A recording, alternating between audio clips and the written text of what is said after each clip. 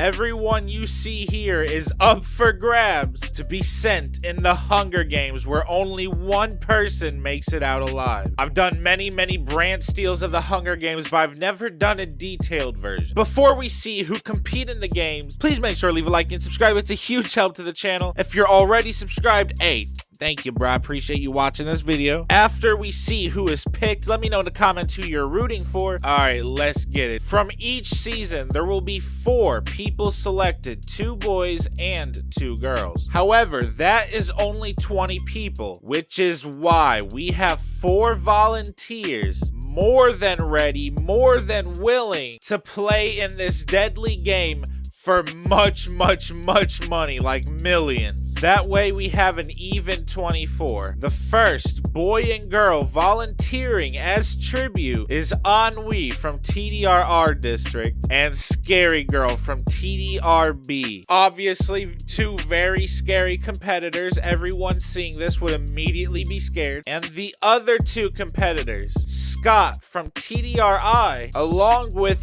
Eva from TDI, an OG, and there we have it. The 4 who have volunteered themselves, they all think and probably in their head know they could win this game and get that money. And see, the scary thing is each of them has like their own different killing tactics too. You know, Ennui's about to like wait until it's night and he's gonna go murk people, bruh, like a bat or some shit. I'm gonna get you, having ass. Where Scary Girl, I feel like she's gonna be the exact opposite. She's gonna want you to know she's coming after you. She wants to eat your last breath as you take it. Scott, he's not really gonna wait until night or be up front. I feel like he's gonna set traps, try and mess with people's head, definitely gonna try and dig out some landmines. Where Eva, she thinks she can win because if she's challenged, she could always win. She, however, knows that's probably best not to just go like trying to challenge people or doing tricks. Let them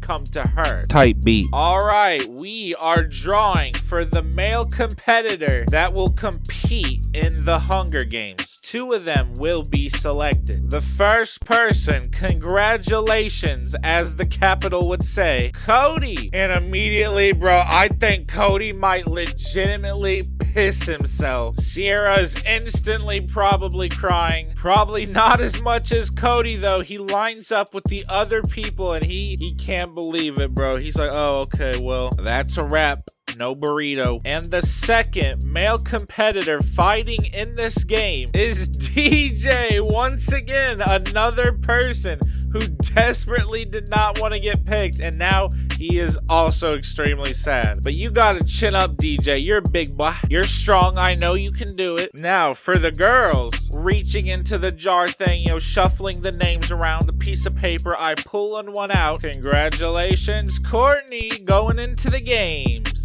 Her heart drops, but she's a lot more composed than Cody and DJ. She's trying to keep calm, taking deep breaths. I draw for the second name, and the second person joining Courtney, and the last person from TDI is Gwen, just like you always wanted, I'm sure. And there we have it. Everyone steps on the train as they go to the next district. On the way there, I'm sure they look at each other. I feel like Gwen feels extremely bad for Cody, and you know, they probably try to comfort. I feel like Scary Girl and Ennui are just talking crazy murderous mess. Scott, you know, even though he did sign up for this, I feel like he would talk to the others like normal, like, hey, we all got this, bruh. Good luck, but we do got this, and I can't have y'all in there in the games crying stuff. I actually need this to be fair. And like I already said about DJ, even though he's a little bit of a coward and he's scared, I'm hoping maybe adrenaline locks in and he can maybe last out there. Courtney is also probably another contestant that is very scary to be messed with. She has brains and she also has immense strength, but she's also overconfident. Gwen's big thing is she kind of has luck on her side, but not really. I feel like she would definitely murk people if she had to. She does not care. I think she could use the resources around here. Now for Cody, I don't know, man. Cody, you're gonna need some luck my boy. Your tactic is to hide. Hide and don't come out. Alright, we finally arrived to TDRI. They all see the people already chosen. They're like, oh, bruh, Scott, you a bit. Now, seeing the potential people that could get picked, I feel like everyone just looks at them like, oh my god,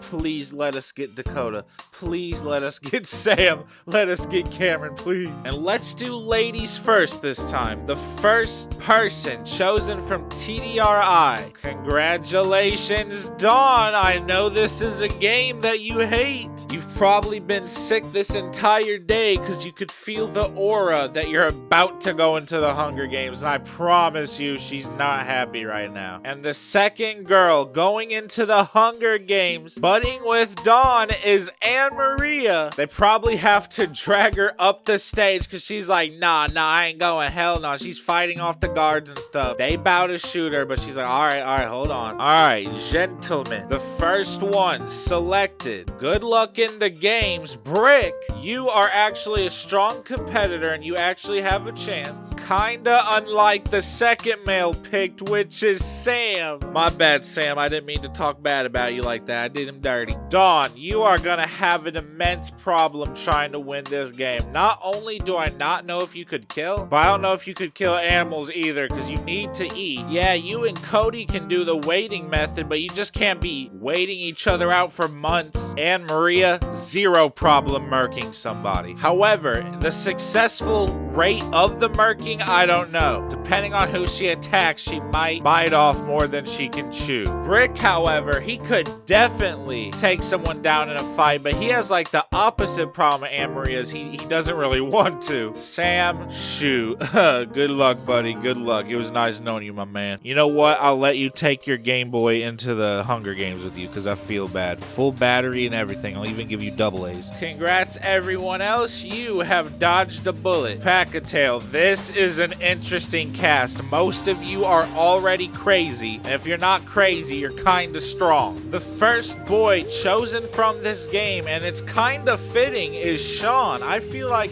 something like Hunger Games is definitely something in his category. He might be a sneaky one. Y'all gotta watch out for Sean. And the first girl chosen, congratulations, Scarlett. She was trying to play the Hunger Games in her season anyway. I'm a little surprised you didn't volunteer, low-key, but here you are in the games. I won't lie, I might have rigged the rest of the votes to say Amy, and oh, look who I pulled out. It was Amy. What a shame. Second male, hate to do this to ya. I'm sorry. Rodney. Rodney's biggest flaw is he's kind of dumb. Yeah, he's big, but I feel like his bigness, he won't even use it for strength. I think it'll just make like a big target. Like that's how big and bulky he is. Sean, if I had money and I had to place a bet, my money would probably go on you. You got everything a Hunger Game winner needs. Scarlett, you're another one I place a little bit of money on because you already be wanting to kill people. You 10 toes down for this. You drag their body to a curb and stomp it. Sammy, I don't know, man. You know how like sponsors can pay money to help contestants? I'd pay to put you at a disadvantage. Everyone else, congrats, another bullet dodged. Alright, this one's gonna be very emotional. 4 different people. The first male drawn is Jay. Congratulations. I know that's exactly what you wanted. Cody style. And the second male drawn is Ryan. I'm sure everyone else loves to see you here. The first girl drawn to participate in this game from TDRR is Taylor. Kelly's instantly sad. I feel like she's hugging her daughter. She's like, don't worry, Taylor, I believe in you. You can be the last one standing. Then I announced the second girl drawn is Kelly. Immediately, Kelly's like, fuck, my daughter's kind of a bitch. Do I really want to die for her? I mean, we got this, Taylor. We got this. I feel like Cody and Mickey immediately make an alliance, probably with Sam as well and DJ. There's gonna be some factions because people gotta look after others. Because this is a game about life and death. Jay, my boy, Jay. Not Mickey, Jay. You're very smart, and I think when it comes to poisons and stuff, you got it, but I'm already counting you out. Probably like 22nd place. I'm so sorry, dude. Ryan, oh my my. When people attack you, they're probably gonna do it as a group. Watch your six, my boy. Kelly, Taylor, you guys just had bad RNG. Only one person can come out. You guys gotta know that. And not only that, but both of you kind of don't got that winning energy. Good luck regardless. We are about to wrap this video up, about to select from the TDRB. Shout out to my second channel, Fire Content, Leaf Lord, down in the description. Please make sure to subscribe to it, please.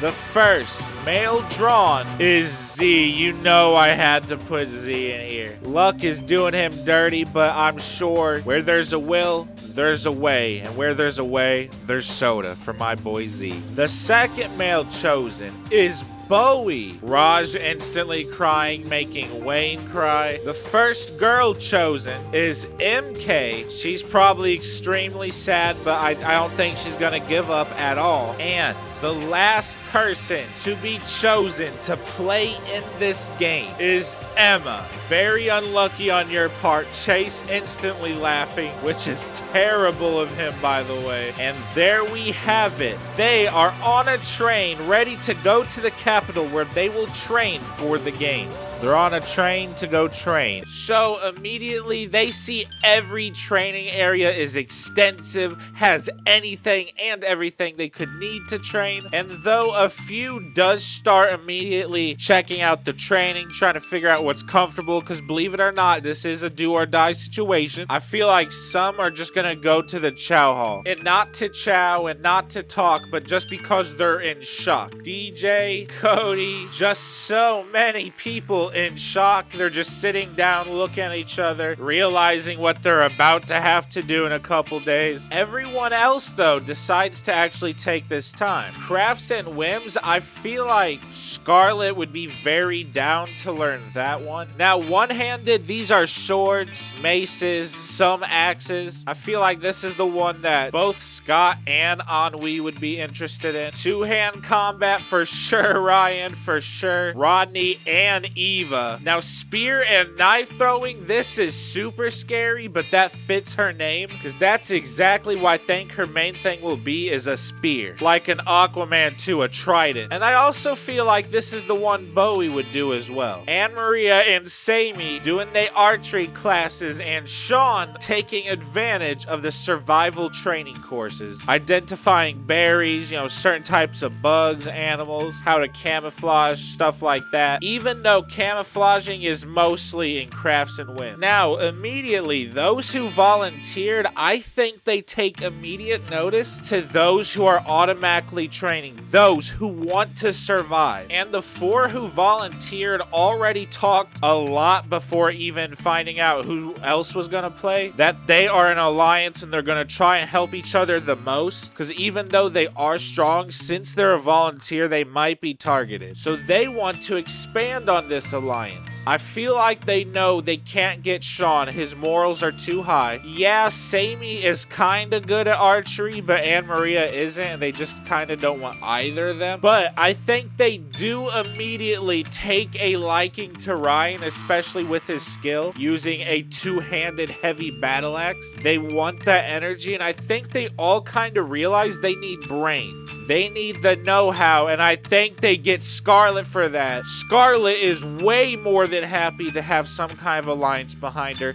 especially the strongest alliance. So after their training, like 2-3 hours later, they go to the chow hall, and I feel like some people now, after talking to each other, they've built up enough courage to be like, you know what, I can't just sit here and chow. I can't just sit here and die. Let me go at least try and train. I feel like Z is the only one going to the Crafts and Whim training. Good luck with that, buddy. You know what? Him and Dawn, they're gonna vibe in there, make like macaroni art. I feel like Sammy's gonna train a little bit on this, and then Anne Maria, you know what? Let her also go over here. All right, Sam, Emma, Brick, and Gwen trying their hand at one-handed. They believe that would be best for them. And I feel like seeing some of the heavier, bulkier weapons, Brick might actually be interested in that instead. However, no one else is. Spear and knife throwing, definitely an MK thing. And I feel like Cody actually trusts himself to be good with throwing knives, with axes, like throwing axes. Courtney, Taylor, and Kelly all trying their archery. DJ and Jay trying to learn how to survive. So just like how these 6 very strong players formed a little bit of an alliance, as soon as Anne Maria goes somewhere to do something else, I feel like Dawn is looking at Z and she's like, I have a super horrible bad feeling about this. These games are going to be more than just kill or be killed. It's going to be complex. There's going to be a system. We need to find people, Z. I trust you. You have an amazing heart and soul. So I feel like they try and get other players who might feel in danger, and also other players that they know they can trust. Even though Dawn and Jay are a little bit skeptical,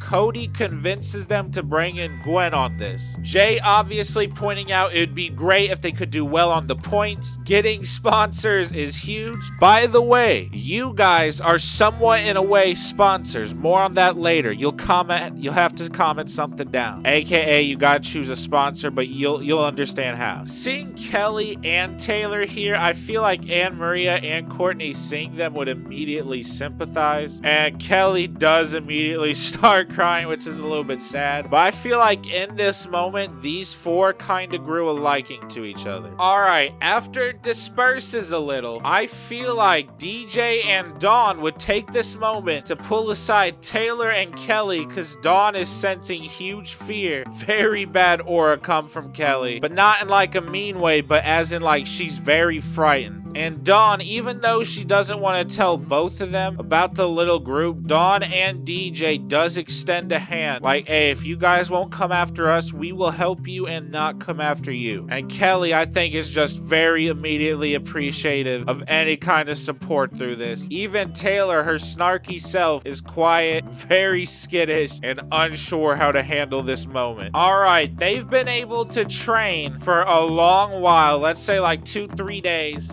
Courtney and Scott has kind of agreed not to murk each other. Brick and Sam has also had an agreement. Gwen and Cody are super working together. They're both a little bit freaking out, but at the same time, they both try and calm each other so it works out. Jay and Ryan has kind of made a small agreement to look after each other, because I feel like Ryan actually does feel bad for Jay, but at the same time, Ryan knows there's only one winner, so. And oddly enough, I feel like Courtney and Gwen also make a truce to not murk each other. It is time for them to step in front of the very rich, pompous people so they can score their survivability rate. Everyone will kind of select a genre/category to present, and based off of that skill that they chose, they will be rated 1 out of 10 based on skill/survivability. Crafts and whims being chosen by nobody. Not even Dawn thinks that's the right skill to do stuff with. That won't get you points. One-handed combat, Sam does this, along with Scott, and oddly enough, Z. Now, two-handed combat, Ryan, Rodney, Brick, DJ, and Ennui. Now, spear and knife throwing, this is a dangerous one, especially how accurate you are. Cody, Eva, Bowie, Anne Maria, and Scary Girl. Archery is what a lot of people like.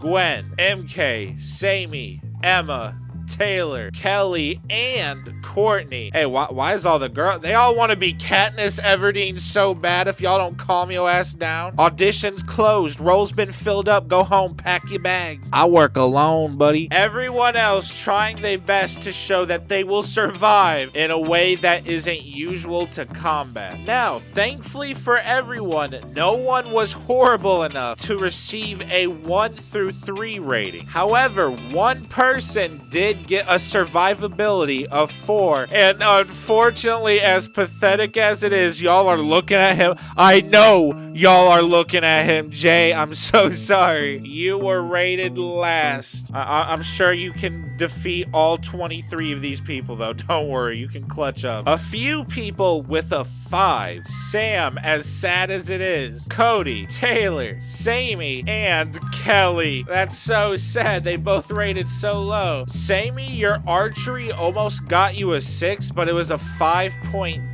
All right, now there are a lot of 6s. And in order like I've been doing, Dawn, Anne Maria, Emma, Gwen, your archery wasn't the greatest. Rodney, mainly due to your brains. And Z. Hey, Scott, you're the best in one-handed. Pause. All right, now with ratings of a 7, DJ, Brick, Bowie, and MK. Everyone else has scored an 8 or higher. Congratulations. The final 8. Speaking of 8, that's how 3 people rated. Courtney, Scarlett, and Ennui. Meaning you 5 are technically, by the rich people and what they say, are the most likely to win and survive. Only 2 people got a score of 10 out of 10. The 3 with 9 points is Scott, Ryan, and Eva, which means Sean and Scary Girl. Sponsors are gonna love you. Both of you got a survivability rating of 10 out of 10. And since it can't get any decimal higher, you guys are just gonna be tied. All of them get to hang out one last time together before they have to play in the games tomorrow. They can go up to their bedrooms at any time though. And I feel like after greeting and saying goodbye to a couple people, Kelly and Taylor, they just want to be left alone and talk and stuff, go over the good times and all that. Ennui, he just doesn't do social events. I feel like the main alliance, make sure they're all good, everything's good to go, and then I feel like most of them just immediately disperse back upstairs. Cody, Sam, and Jay, I feel like all 3 of them are talking very heavily, and I definitely feel like this is an alliance because they're all talking about like this is BS, we don't have a chance, and it's honestly extremely depressing. And immediately Sam was like, we have to have each other's back. If one of us is thirsty, we gotta help provide water. Maybe if we can group up, we can like keep an eye out on each other. And Jay, he's like, I don't know guys, I'm extremely scared and I'm just extremely appreciative of this. Thank you guys so much, because no one has really talked to me as personal as you guys have, and I appreciate it. And Cody, I think when he sees Gwen go upstairs, he probably follows. I think Gwen does appreciate that because it was too much,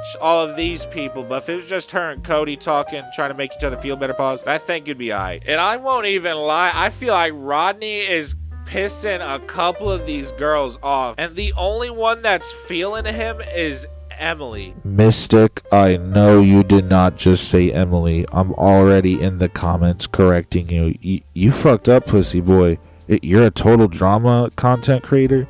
Yeah, right. Get a different job, pal. Emma, you know what? Just go to bed. Sammy, I feel like... Mystic, did you just call another person the wrong name and expect to get away with that? You don't think I'm in the comments right now calling you a bitch? Because I am. You have enough time to change your profile picture like it's fresh, but you don't have enough time to catch up on the lore. Do what you want. Now, this right here, I feel like is the reverse alliance to the evil one, because they're out here trying to do stuff for the good. They want to make these Hunger Games fair. They want to get rid of the strong people first, no matter what they have to do. They're talking devious plans, but you guys will have to see that. The 24 drawn contestants, the contenders for the Hunger Games, are waiting for the countdown to end so they can run to the cornucopia to get weapons, a shield, a bag, really anything to help. Cody, DJ, Dawn, they are all so scared and terrified looking at each other. Eva, Scott, Sean, Scary Girl, MK, they're all looking directly at the cornucopia, ready to run and sprint to it. Kelly and Taylor look so very sad, and they have a plan already. They know what they're gonna do. Brick, Bowie, Amy, all undecisive what they're about to do. They're all so scared. Brick doesn't want to mark anyone, but he kind of wants to try and grab a bag. Sam, I know for a fact, is ready to run run, with quotations on the run. He's telling himself he doesn't really need food. He has a lot of body to burn, unlike the other contestant. Sean, he wants weapons and a bag. Z already ready to run. Emma, just like Rodney, they're both very undecisive. Emma knows she is a very good runner, but she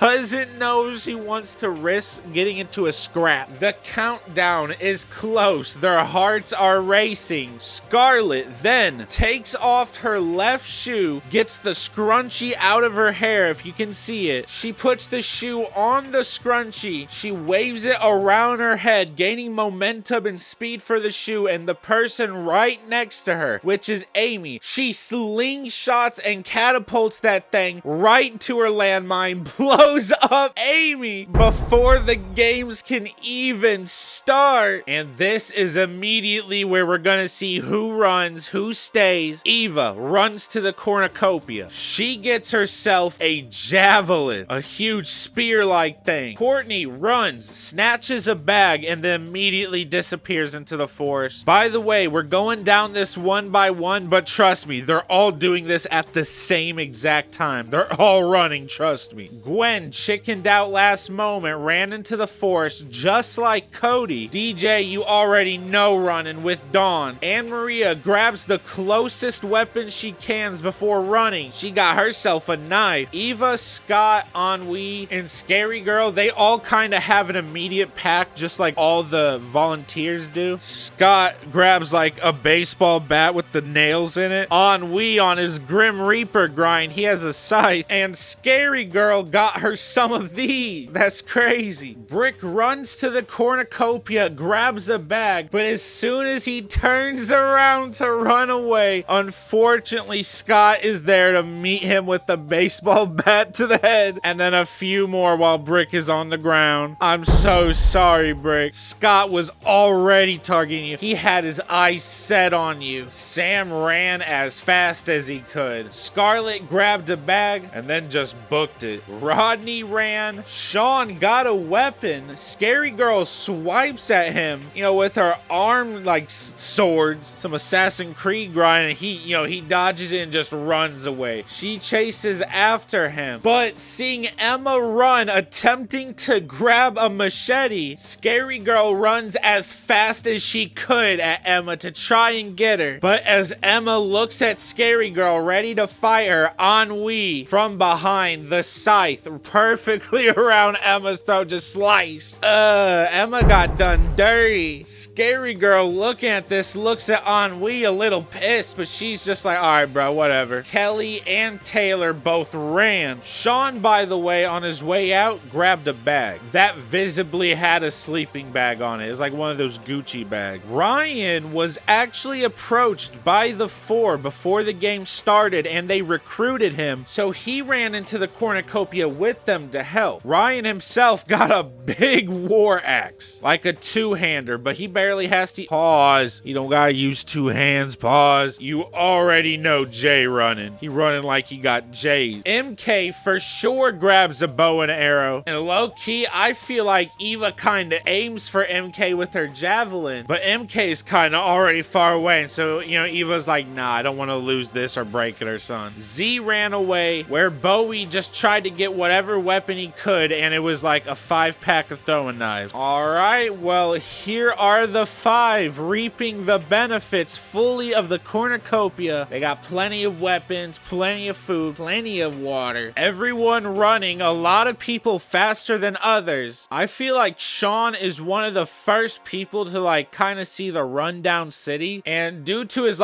zombie survival instincts, I feel like Sean just kind of creeps back into the forest, climbs a tree, hides himself in camouflage, and just wait. At the end, there can only be one winner. The less people there are, the better chances you got. DJ also is one of the first people, I think, to make it to the city. A few others starting to now make it there as well. I feel like DJ goes into a rundown supermarket looking for food because he don't got anything, and he knows he might need food, weapon, water, anything. And he is jump scared by Jay being there, and neither of them have anything. They just kind of look at each other and I'm about to run this way or that way, stance. And Jay sees how big DJ is, and Jay knows that DJ's a nice dude. So Jay's like, wait. Truce, work together, truce. And DJ, super skeptical, but he kind of is like, all right. So I feel like they find some beans, they find some Cliff Bars. They probably head towards like the huge mall. I feel like they go to like the 3rd, 4th, or 5th floor, just somewhere in the randomness. They open up one of the shop things, they close it back with them inside it, and they just enjoy they beans. They talk to each other about life. DJ just wanting to go home back to his mama. Jay wanting to see his brother again. Now, Kelly doesn't have to think about seeing her daughter because she's there with her. And I think they kind of see like either Bowie or Scarlett from a distance and they get spooked, so they run away. And Kelly, she sees a hospital. She's like, oh, we should hide there. We might be able to find something. And at this point, a lot of people are now in the city. A lot of them kind of looking, salvaging. I feel like Courtney and Scarlett kind of walk into the airport at the same time, look at each other since they're on opposite ends, and Courtney immediately books it out of there, bruh. She running. Probably also hiding in the mall. These two might hear her, but if they do, they'll just go quiet real quick. I feel like Cody tries to like persuade Gwen to stick together, might be safer, all this and that. And even someone being near her, Gwen is like super skeptical. She's tense. She's like, nah, this is a lone game. One person can win. I'm not messing with that. I trust you, but please, for now, let's separate. So she goes do her thing. And just like the others, he kind of also goes to the mall. Everyone kind of doing a little bit of hiding. Scarlett, while at the airport, finds a metal detector, and she puts that in her bag because this could be useful for like potentially the landmine. It's like one of those like body detector things they wave around at you at the TSA. So around this time, I feel like they have a little bit of a camp set up, and they believe it's time to go and hunt tribute. They leave Ryan to watch the fort. He better do a good job because you know what happens if you don't. Eva is in charge of covering the wood. Ennui has the rundown city. Scott kind of wants to check the empty prison, and Scary Girl has the mall. Alright, so for Kelly and Taylor, good news for them, they found first aid. Bad news is they'll probably need it at some point. Eva is on the hunt. She's been searching the longest for someone to murk, and she's on someone's trails. It's not Sean, because he's moving by tree, and he's moving very skeptically. And it's not Z, because he finally just made his way to the city, probably stumbling to the police station, which is kind of hidden, because it's got like overgrown with a whole bunch of like shrubs and like nature. But all of a sudden, blam, she sees him, Sam, slowly making his way to the city. He's covered in like thorns. He must have went through some kind of rose bush or something. He bleeding from a couple like places, and she starts booking it to him. He sees her, and he immediately is so scared, bro. He's never had this much adrenaline in his life. He starts running, he just starts booking through the forest. They both hear running water, and he's hoping maybe there's a waterfall because he's willing to jump to get away from her. But nope, it's just like a rocky, sandy, pebble-filled river. The river water's good to drink though, so they found some clean water source. But Sam, he's looking at the water, ready to find a way to cross it, but unfortunately, a javelin goes right through his left thigh from the back of all things. Obviously, he goes down, and Eva, you could have just like took the javelin out and just ended it right there, but instead, she feeling evil. She's mad. She takes some rocks from the river, puts it in my boy's mouth, fills his like chubby cheeks Theodore style with rock, and just punches him, bro, over and over. Damn, bro, poor guy. Eva, you evil. Ennui, however, is kind of tracking down Dawn, and she can sense it because Ennui has the most evil presence of anyone here except maybe Scary Girl. Maybe. And Dawn can feel that. When it gets stronger, she runs faster, and that's kind of helping her low key. Now, Scary Girl, she can smell fear. She can smell, the blood of the people that are in this mall. So she just kicks the door,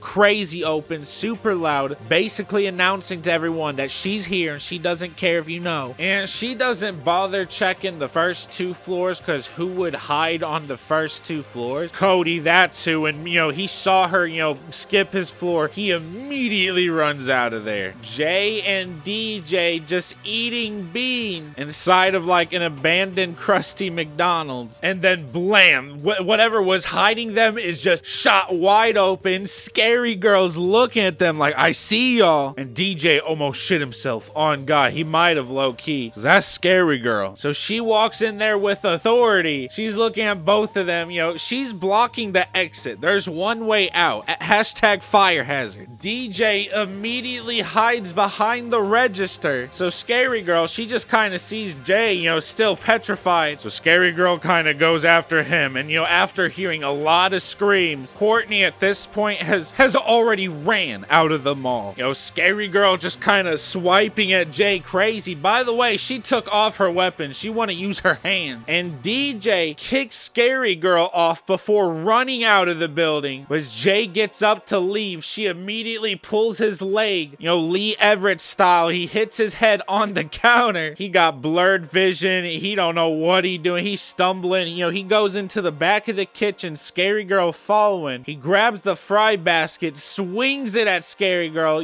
makes a, pretty good gash on her cheek. But she just uppercuts him, bro, like Scorpion holding down, then you press X. Once again, he's on the ground. He's blinking, his vision blurry because he just got hit by Scary Girl, who can, by the way, lift a bear with no problem. And next thing he knows, he opens his eyes. He sees Scary Girl standing above him with a huge ass cash register. And she just, damn, bro, drops it on his head. That's terrible. He did. That's crazy. Another one gone. And Jay didn't even deserve that low key. And he was begging too. It's not like he was just on the ground silent. He was like, no, please, Mickey. Scary Girl, you gotta be checked into an asylum. I feel like Cody walks into the police station to see Z. Z, wide-eyed to see, someone come in there, but immediately recognizing it's Cody, it's like it's not even a problem. Like, Cody's not even a threat in this game. He's like, oh, hi, Cody. And Cody's like, hi. And they just kind of talk, and Cody's like, I won't even lie. I think I just heard someone get murked. I had to run out of there. I don't know, man. It's a huge city, and I feel like Ennui is kind of having problems finding anyone. And it's getting kind of dark. It's been quite a few hours, and so I feel like he heads back. He sees Eva, and he's like, hey, you probably head back before it's too dark. And she's like, all right, whatever. Just give me a few more minutes. I'll be there. So he checks back with Ryan. Ryan's chilling. Ryan got the easiest job right now. Scary Girl, I feel like, explores just a little bit. She almost attacks Scott, but realizes it's him. Rodney, just now, at nightfall, by the way, the sun is starting to set, makes it to the city. He stopped being lost. Moses type beat, but out of nowhere, Eva, she could barely make out some tracks. It was barely anything. She can tell the person is kind of walking on tippy toes by the look of the barely footprints there are, and they just stop. She is so confused. She looks around. She's about to just give up, but then she looks up, and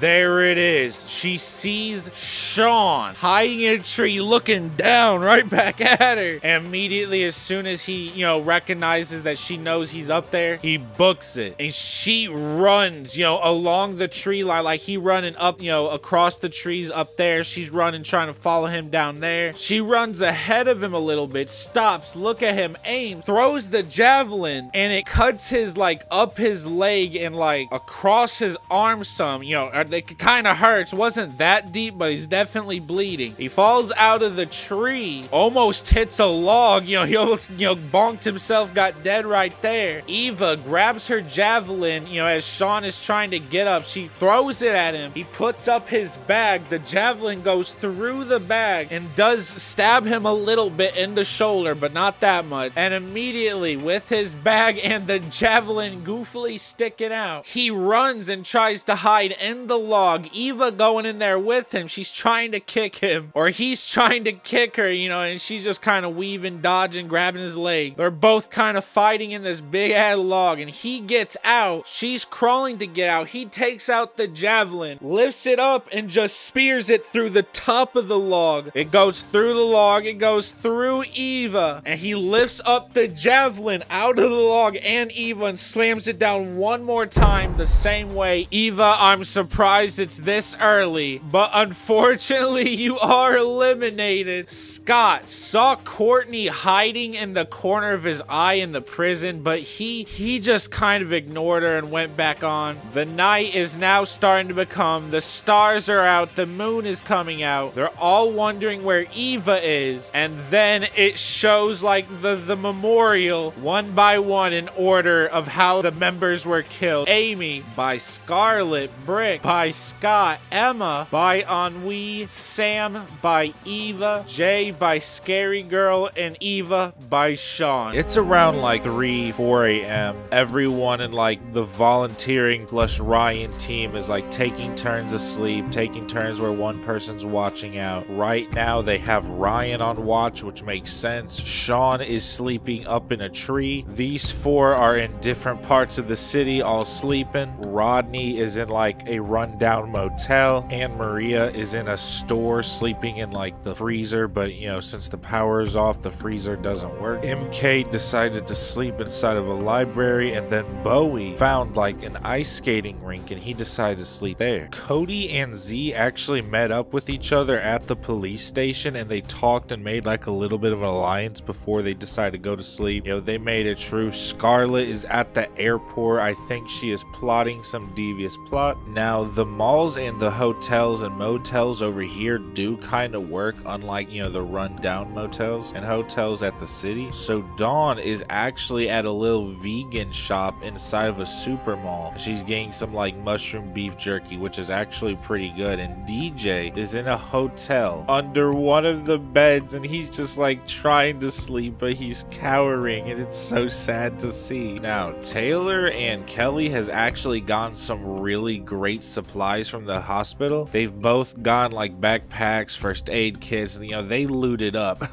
They looted. They're sleeping in hospital beds, and first thing in the morning they gonna go somewhere else. Now Courtney and Gwen have actually found each other in the prison, and they did get in a fighting stance, but they both decided like they really didn't want to fight to the death right now. That is not an enjoyable activity, believe it or not. So they're doing truce, you know, sleeping here because, you know, it'd be a little tougher to jump 2 people than it would be 1. And honestly, no deaths happen in the night. They all have a pretty good sleep, or at least those who are left. But in the morning, the vibe changes completely. All the volunteers are up and they have one goal this morning, and it's not breakfast. They want to thin the numbers as much as possible. So each of them are going to scour a different part and they must go clap somebody. Ennui is going to search the city. Scott has kind of nudged himself into like the prison area because he thought he saw Courtney there. Ryan is going to go to the airport, where Scary Girl is going to go to the police station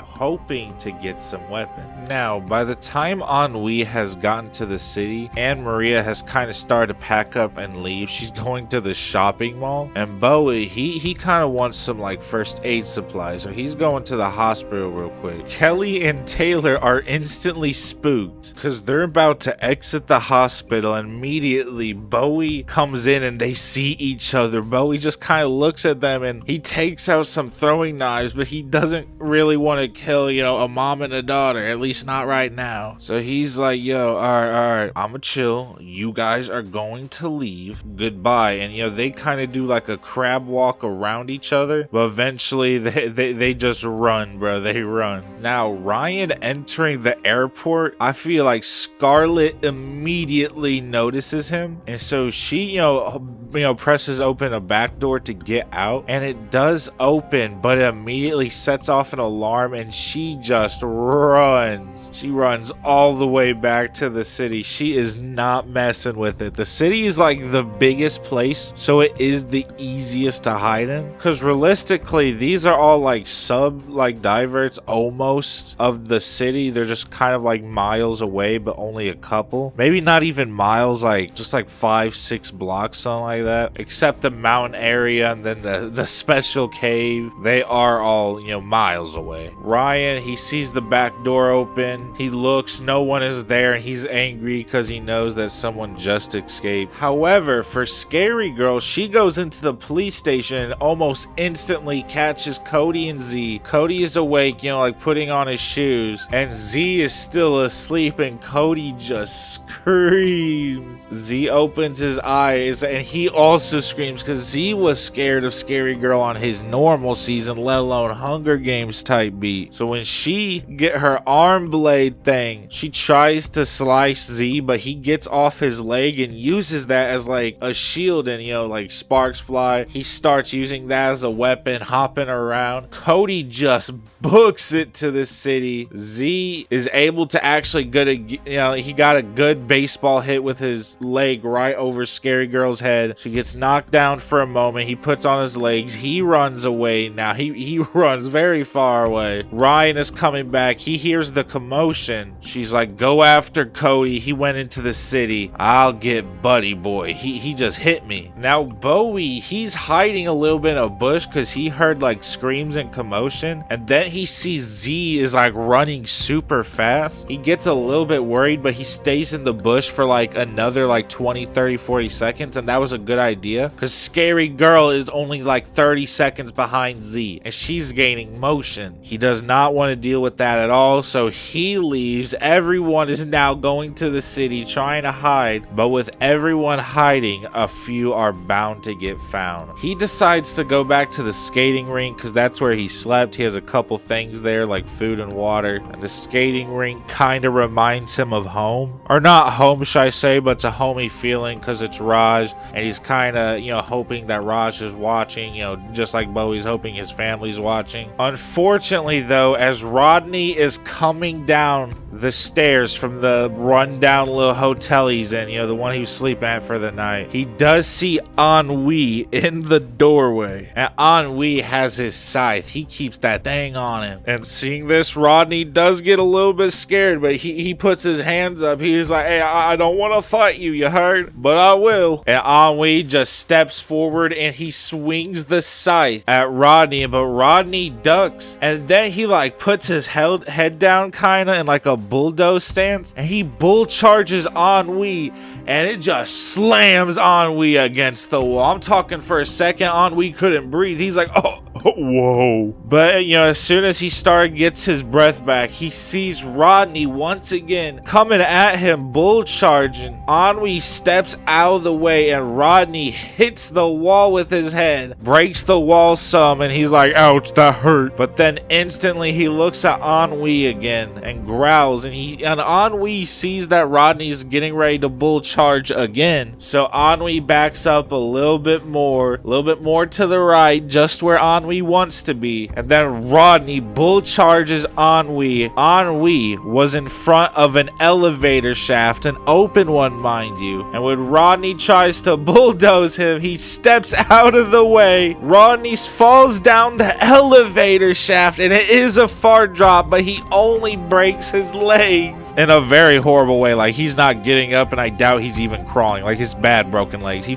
felt like 6 elevator things. Ennui, seeing this, decides to climb up the stairs the rest of the way, cut the rope to the elevator above Rodney, and that does it in for the poor little guy. Now, Scott just came into the prison. He immediately stumbles on Courtney and Gwen, and they all kind of go wide bug eyes and fight stance, you know, with each other, all looking at each other, starting to get like scared, anxiety, ready to fight. But then the cannon goes off, and hearing this, it kind of like resets their brain a little bit, and Scott's like, yeah, Courtney, Gwen, you two might really want to reconsider being here. They're gonna search all places.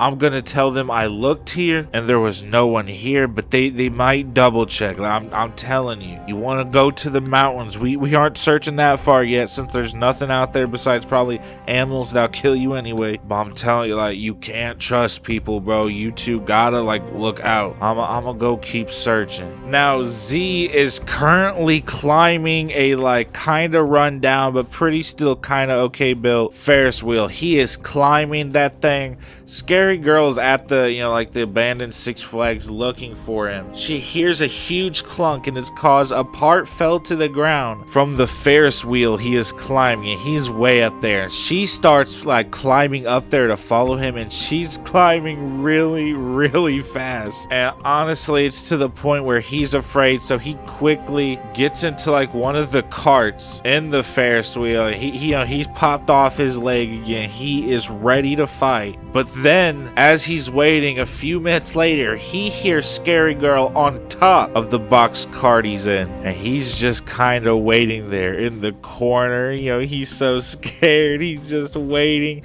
He's looking out the window that he's provided, waiting to see Scary Girl. But instead of seeing Scary Girl, he just starts seeing the view plummeting down. She unscrewed all of the thing. Oh, that is so terrible. That is like, bro, that's like a 300-400 foot drop or something like that, ain't it? Bro, you did him dirty, Scary Girl. Z did not deserve that. And Maria was able to use her knife to open a lock to like one of the barber shops, and she is doing her makeup, her hair, she's doing all her cosmetics.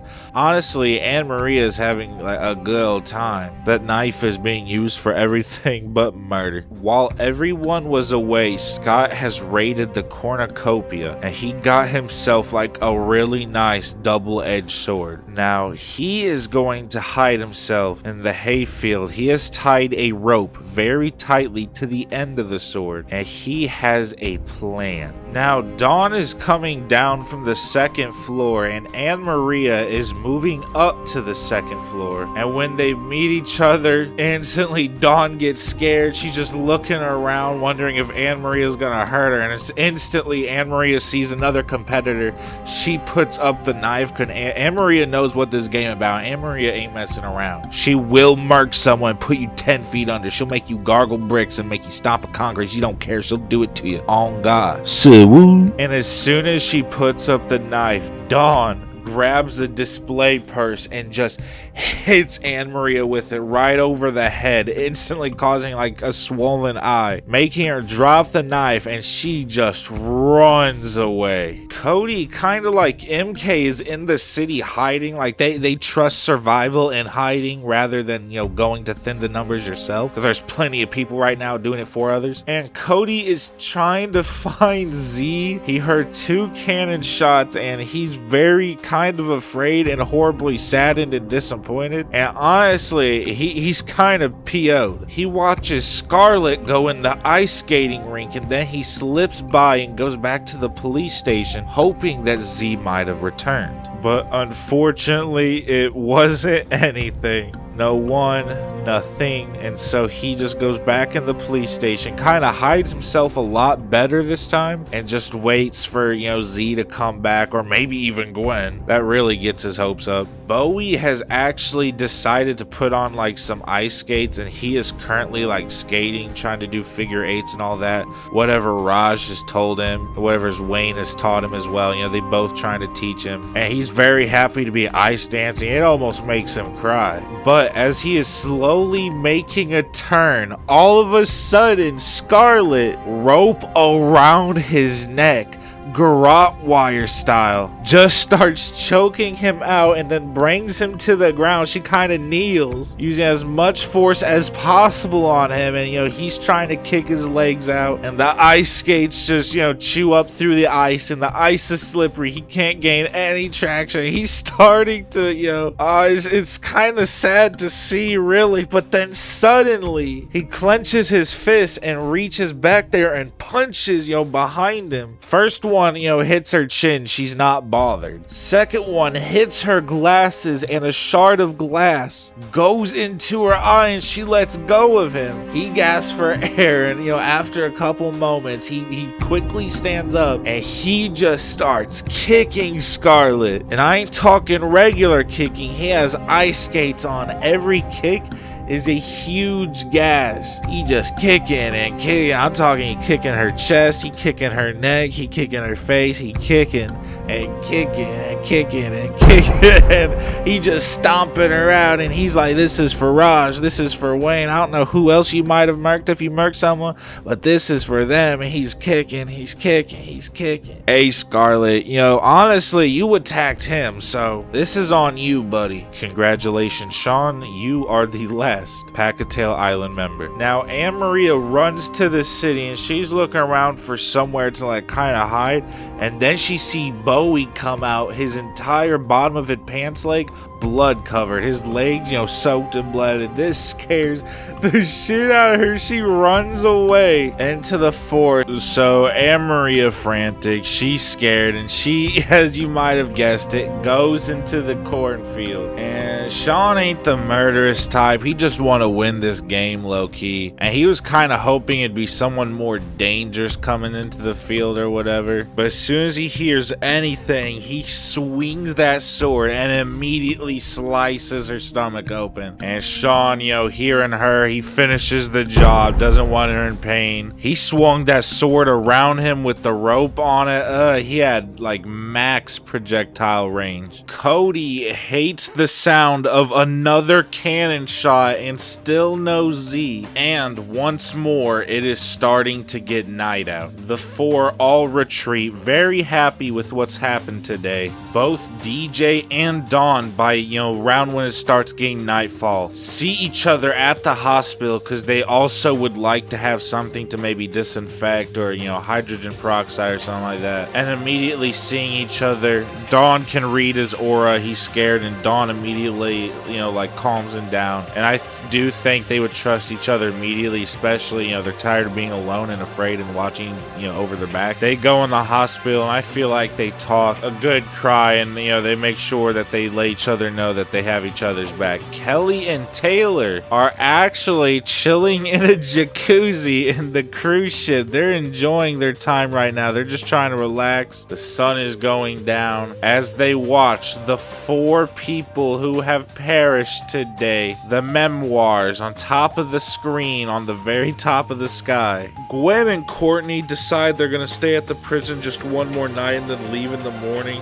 just like Scott suggested they should, and they're gonna try their best to go as far as possible. And Courtney is very much so leaning towards wanting to win this game. She is someone that would murder, but she also knows she needs alliances and people she can trust. So she might actually try and form something with Gwen and Scott. And as most people are starting to head to bed, starting to finally try and get some rest, Cody hears beeping in the sky, and it is a sponsor sent by you guys. He is very, very happy to see this, even though it was extremely saddening getting confirmation that Z died. So the sponsor is definitely helping him cheer up. And when he gets it, he has a huge grin on his face, seeing that it is a bomb. We are seeing the surviving and remaining players of this game all fighting for a chance to win, and here is the sad memory wall of the 10 people we have lost. Now, as the sun rises for morning, it's actually a decent time with Courtney and Gwen, because Courtney is actually frying up some eggs right now, and Gwen waking up to that. She's a little bit confused where Courtney even found that, but there was actually just a fridge downstairs, had some eggs in it, and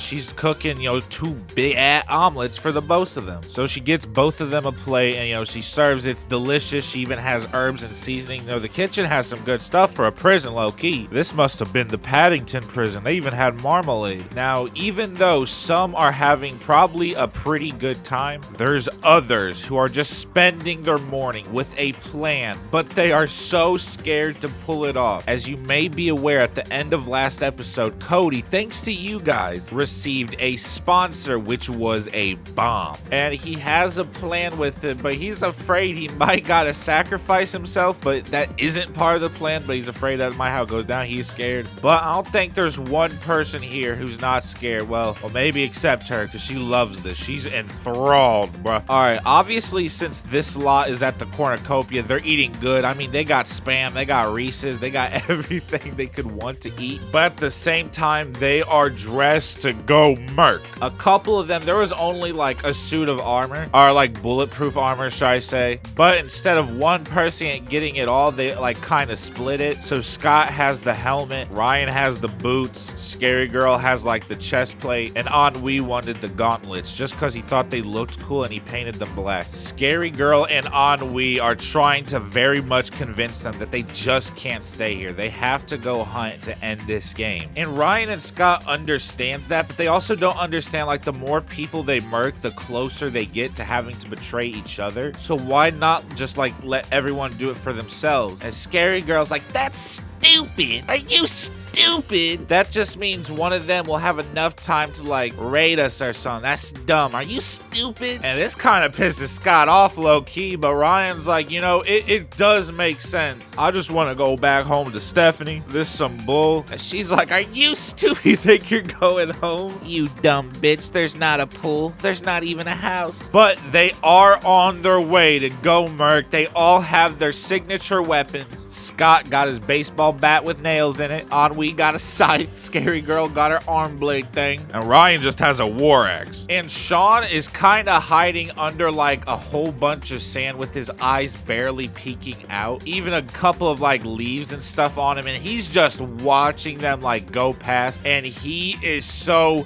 scared. And at one point, Ryan almost even like steps on his like back. But he barely missed it. And they go into the city. Hey, MK, Bowie, y'all better watch out, man. Courtney and Gwen are just now finishing their breakfast, and Courtney looks a little bit nervous, and she quickly starts like gathering her belongings and stuff, and Gwen is raising an eyebrow. She's like, hey, what's up? Do you want to talk about something? And she's like, no, I just don't want one of us to have to murder each other, and I just want to leave. I'm so sorry. It's gonna get to the end game, and I wish you the best of luck. And Gwen, you know, she's like, you know, wow, that's actually pretty nice of you to say. I wish, you know, the best of luck to you as well. And Courtney, she's sweating. She's, you know, quickly getting out of there, you know, just heading straight toward the mall. And then all of a sudden, Gwen, like 10 minutes later, her stomach starts hurting. She starts getting heartburn, except it feels tremendously worse. And uh-oh, Courtney poisoned her breakfast. I'm so sorry, Gwen. Courtney did you dirty. Courtney did you so dirty, Gwen. I can't believe that. And with a cannon going off, this wakes Kelly and Taylor up. I made the wrong images. They both wake up and they get scared, but they're like, okay, we're both here. Nothing. We're all right. And both of them are honestly amazed they have been able to hide out in this cruise ship for this long without anyone coming here, because honestly, it's great. There's a whole bunch of snacks. There's a lot of refreshments. She's sunbathing and she has anything she wants really in terms of like keto diet and all of that. And there's a bar just for Kelly, a whole bunch of different wines and margaritas to mix yourself. And though they're scared of what's to happen, they're just trying to take the edge off for right now. They're honestly having a good time, the two of them. Well, I don't know about good, but put an asterisk to it. The cannon also does wake DJ and Dawn up. They kind of just look at each other and they're extremely nervous. They don't want to play this game. They don't want to be here. They don't want to murk anyone, even if it's like each other. But they know they need food, so they like start heading down to like the cafeteria area, and they do have like cereal and stuff where it has the brand logo, but you know for a fact it's not the brand logo. All right, all four of them are like searching in the city because they, you know, came to a conclusion that no way, no one's here. And if they all take separate routes, perhaps they would find someone. And you know, that's kind of what Scary Girl and Scott proposed. And unfortunately for Scott, he was right, because he meets up with Bowie and instantly they both get shook. Scott, you know, instantly puts up his baseball bat. Bowie gets his throwing knives out. He's like, hey, if you want to come at me, go ahead, but I got distance. And Scott just looks at him and he starts running towards Bowie. Bowie throws one. Scott hits it with his baseball bat. It just goes into the wooden bat. Bowie throws another knife, which Scott just puts in his bat once more, hits his bat, and Scott gets so close, he gets his bat, swings it, but all of a sudden, Scott just gets a knife straight to the jugular. He shocks up, he drops the bat, he goes to his knees, blood spewing out, his throat and stuff. Hearing all the commotion and screaming as, they're fighting and stuff before he got knifed. MK definitely heard this. She got a bow and arrow, and she don't really like Bowie to begin with, so it's not a surprise that Scott gets a knife to the neck, and Bowie out of nowhere, an arrow straight through his neck. Scott looks at Bowie as he also on his knees, struggling with his neck, and Scott almost wants to laugh, because that's what he's dealing with right now. MK goes up, she takes the arrow, she needs as much ammo as she can. That definitely doesn't help Bowie's situation. Scott knows not to take the knife out, but he also knows he's just kind of done for. He looks at MK, and he kind of crawls, and he does stand, and he just kind of walks away into the forest. Scary Girl sees, Scott bleeding, going to the forest. She yells for them, but not to go after Scott, but to follow the blood trail of who attacked him. And needless to say, I won't describe how, but it's horrifically horrible how MK gets jumped right here. They all use their weapons, RIP MK. She was able to shoot an arrow into Ryan's knee though, and that did piss him off. Probably why there's an arm on the ground. Not his though, not any of theirs, but he does have an axe. And trust me, everyone is hearing these cannon shots. They are afraid. They decide it's probably for the best they go deeper into the ship. That way they don't get murked or anything off top. And Cody, hearing this, also knows it's probably not safe to just be in the police station. So he does move away. And they do search, try and do everyone. Dawn and DJ decided that instead of sitting here and letting people die, they're gonna get meds that they collected from the hospital and try and help and heal people. And so when they were walking out, they were traveling to the city, they did see Cody go into the shop, and DJ's like, "Hi, Cody." And Cody looks at him, and Cody's trying to get his plan in action, so Cody waves, but he doesn't do anything. Scary Girl, instead of her arm blade, she decided to take MK's bow and arrow. So as Dawn and DJ were jogging to go into the mall to get Cody, Dawn in the stomach just gets hit with an arrow. DJ's eyes widen, he looks, he doesn't know whether to retreat, he doesn't know whether to try going to the mall, but then he gets an arrow to the knee. This is horrible. Cody seeing this, he's hearing the scream, he peeks out for a second. Scary Girl sees Cody peeking out. He goes back inside trying to finish his plan. DJ pulled the arrow out, he's trying to limp away. Scary Girl, she uses an arrow to finish Dawn off, but not even with the bow. That's crazy work. And Courtney, hearing all this, she's like, "What the fuck is going on?" And she's just trying to hide, and she's kind of hiding near the entrance, and she's just waiting for a moment where she can just book it. She ain't definitely gonna help no one though. She definitely not gonna help no one. And Cody, he takes DJ's hand. He runs out there for literally seconds, just dragging DJ, even a DJ's in pain. Cody don't care. They get into the mall, and Cody, his plan is upstairs, so he's trying to help DJ, go up the escalators that don't work. But DJ kind of heavy, and when they're almost to the top, he literally falls down the stairs. Ennui's there. DJ's trying to get up. Ennui puts his scythe around DJ's neck, and you already know what happened. I'm so sorry. Cody, he's just so scared, bro. Cody's like, "Oh my god, I'm about to die." So he continues to go up the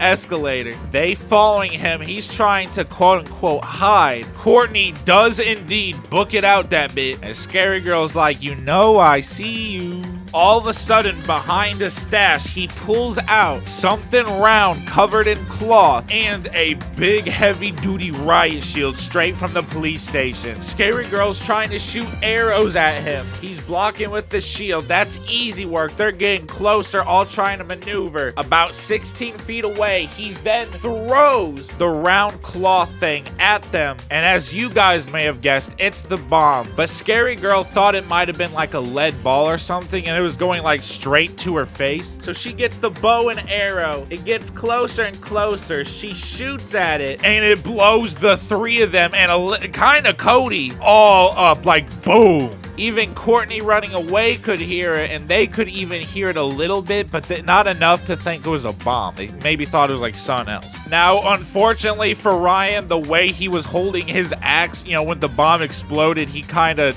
duped himself if the bomb didn't do it in. And Scary Girl, her arm immediately gone, her left one. Ennui, immense burns on the left half of his body, two-face type beat. One, part of his face, this white paint, and the other part, the charredness. Scary Girl bleeding profusely. She is so angry. She's never felt such adrenaline in her life. Cody quickly scrambles. She gets up to attack, but Ennui just gives her the DJ Scythe treatment. He knows that this is done. He knows that the plan is cooked just like him. And boy, does Cody run out there. And there we have it, with Cody maneuvering and doing his tactical work. We are down to the final 7 remaining players. The final 7 as it stands are Scott, Sean, both the last ones from their respective season, Cody and Courtney, along with Ennui, Taylor, and Kelly. Now, Ennui, as everything goes and the night settles, he went to the hospital. He is getting himself peroxide, alcohol. He's, making sure he won't die to infection, or at least, giving himself the best possible chance, because he's half burnt up crispy. Now, Cody, he just wants to go somewhere where no one will find him, and that's either the mountain area or the ship, and he doesn't want to get eaten by mountain lions, so he's going to the ship. And almost immediately, because they're moon bathing, he encounters both of them. They get scared. He's like, wait, I won't hurt you. I'm not armed, please. I can go if you want. And they're like, wait, do you have like water, like fresh water? Because all they have here is alcohol and juice. They got gin and juice. We want water. And Cody does have water, and so he gives each of them like 2 bottles, and they're immediately grateful. Kelly starts worrying that these are poisoned, and he's like, no, I promise, look. And he takes a swig out of the bottle, and that does calm her. And he's like, well, do y'all have any food? And she's like, sure, we got plenty of food. And even though it's stuff like Pringos and Pringos, what the hell is Pringo? That's like Dr. Perky. They got Pringles, Oreos, sweet chili Doritos, stuff like that. But hey, he loves that kind of stuff. Some barbecue chips, he fought with that. And everyone was able to see, like the memory of the tributes and stuff, the districts of who died last night. And oh my God, it was so many people. And Cody just can't believe these 2 are gone. And he helped. He tried to help, but it didn't work. He tried to help DJ twice, I think. Sean is just kind of against the log with his hand kind of pressed against his neck so the blood doesn't, keep continuing. And he's waiting for it to clot up and stuff, and he's afraid to move his hand because what if it's not yet? So it's kind of been like that for hours. And he's also afraid to doze off, even though he feels so extremely tired. Then all of a sudden in front of him is Sean. Sean followed the blood trail, and then Scott, looking at his pants, just slowly kind of looks up to Sean's face, and Sean's like, man, this sucks, because he just sees the knife in Scott's throat. Scott can't reply. He just kind of squints up at Sean, and Sean kind of thinks about what to do in this situation, because clearly Scott is not a threat right now. There's literally nothing he can do. He don't even have a weapon anymore unless he wants to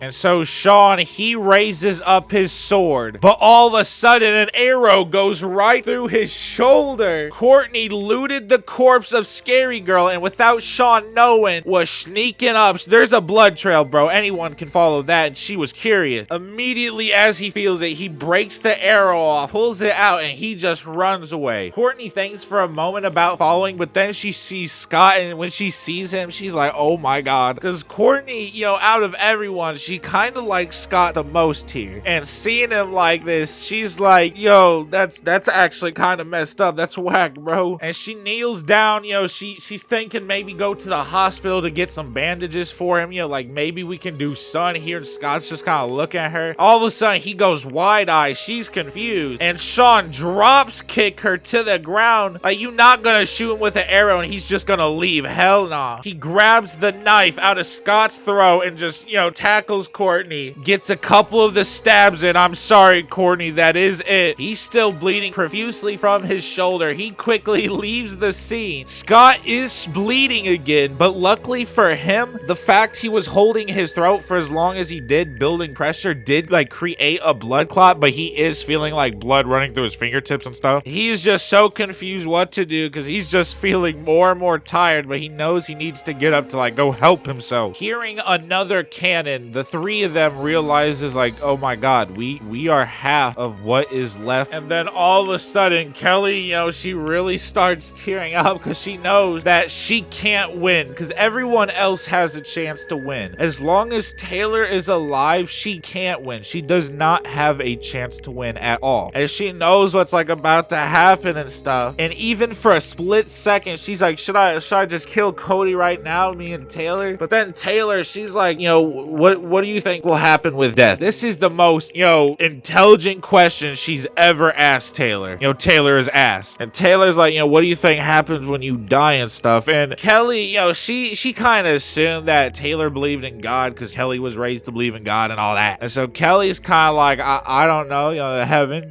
Lord Jesus, praise Jesus, Hercules. And Cody's like, well, I don't know, to be honest. Like, I'm kind of a realist. I don't know. Like, honestly, I just kind of hope it goes black. I hope I get to sleep forever. And that's when he realizes as the sun's getting up, he's like, well, not to be a jerk or anything, but I'm a little afraid of you two. There's only half the people left, and you two are mom and daughter. So I'm gonna get up on out of here. And there he goes to hide in the mountains like goat. Now, both Ennui and Sean are on the move. Ennui because he's hunting, but Ennui doesn't know that Sean is kind of tracking him. Like, Sean hasn't really seen Ennui yet, but he keeps seeing evidence that Ennui is heading this way, especially by like, bandages. He has to keep changing bandages like every hour. It's gross. Kelly and Taylor are on just like the deck of the ship, enjoying the sun while they can, hoping they don't gotta do what they think they probably gotta do. But all of a sudden, Taylor, she's like, Mom, what the hell is that? And she sees half crispy Ennui slowly heading towards them. He looks up, spots them, and he just kind of smirks and walks faster. And they're like, holy shit, we gotta run. Sean is just now getting and catching up to Ennui, mainly because he's a lot faster even with his shoulder injury. And he's a little bit confused why he's seeing Ennui like go towards the ship of all places kind of eagerly. And so he's definitely following with caution. It doesn't take long before he is on the ship. And on the Scott channel, he is asleep right now. And while he's snoozing, Taylor and Kelly, they are both just hiding, and they are hearing Ennui menacingly scrape his scythe against the ground, the metal ground of the ship, making a horrible noise. Sean is now just getting on the ship, trying to follow him very silently. He's checking every door, slowly getting to the one they're in. And as he stands in front of their door, all of a sudden it busts open. Kelly busting it, ramming the door down, tackling Ennui, just throwing punches, stabbing him in the shoulder and shoulder blade over and over again with some chopsticks she found in the common area downstairs with the food. And that shit hurts, and he just pushes her off. She goes down. He raises his scythe to slash at her, and then Taylor pushes him, but he quickly pushes her back with the end of the scythe and then just slashes at Taylor, cutting her chest kind of open deeply. She's out of the fight. She's now, on the ground doing the crying thing, bleeding. Then Kelly, comes up, uses both chopsticks, rams them into Ennui's side. He obviously now drops the scythe, punches Kelly right in the face. Sean, hearing all this, is definitely witnessing. He's starting to shake, not sure what to do if he should help. But when Kelly stabbed him, she lost her weapons because they are currently in him. So Ennui grabs her by the neck, starts choking her out, bare hands, like give me your breath type beat, unhinged ass, villain ass. And so she balls her fist and she just hits the chopstick in his side, making it go deeper, like pushing it in there. And then the other one, and he's getting so much pain they even go to the ground, but he does not release. And I'm so sorry, Kelly. Sean has grabbed a very heavy lamp from a bedroom and then shatters it over Ennui's head after, Sean gets confirmation cannon. And then Ennui starts to get up, but Sean grabs a shard of,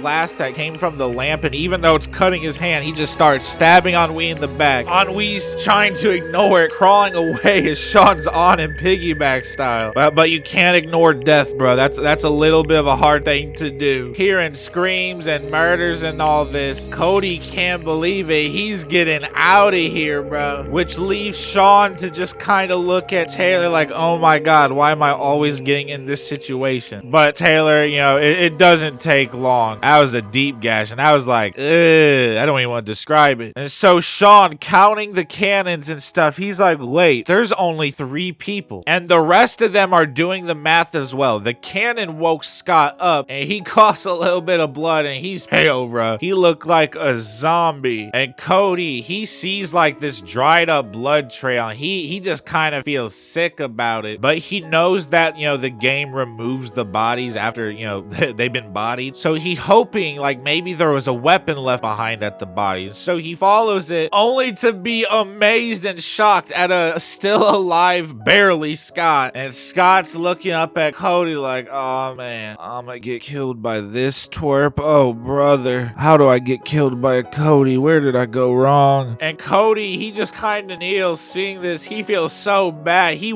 kind of wished he had a weapon to finish Scott off, because like, I'm gonna be frank with you, Scott's not gonna last, not even another 20 minutes. The bleeding is still continuing hours later, and like, he's literally running on E. And Scott's like, you can hide behind me, and when they come here, you can ambush them. And Scott is trying to do everything he can to win, because if he wins, he can immediately go to the doctor, because they won't let the winner die. They'll resurrect him before they let that happen. Capital will not let that happen. And Cody, he is really thinking about this, because he doesn't want to go and hunt Sean himself, and this is a really smart plan. And Cody knows that the best way for him to win is to like maybe do this, because he understands his situation. He is like not strong like Sean is by any means. And Cody thinking about it, he just hears a twig snap behind him.